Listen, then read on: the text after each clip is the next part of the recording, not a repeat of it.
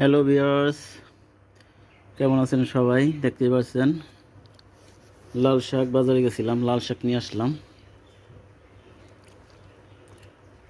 গত 2 মাস তারও অধিক সময় অনেক প্রচুর বৃষ্টি হওয়ার কারণে সবজি বাজারে খুবই কম, এবং শুধু লাল শাক না, সব সবজিরই এখন প্রচুর দাম।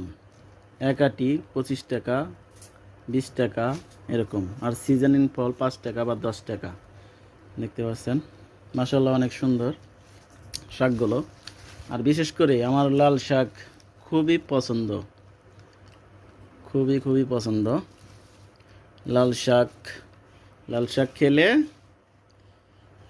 চোখের জ্যোতি বাড়ে বা ভিটামিন হয়। তো ঠিক আছে, ভালো থাকবেন। আজকের ভিডিও পর্যন্তই, পাশে থাকবেন। আল্লাহ হাফেজ, আসসালামু আলাইকুম।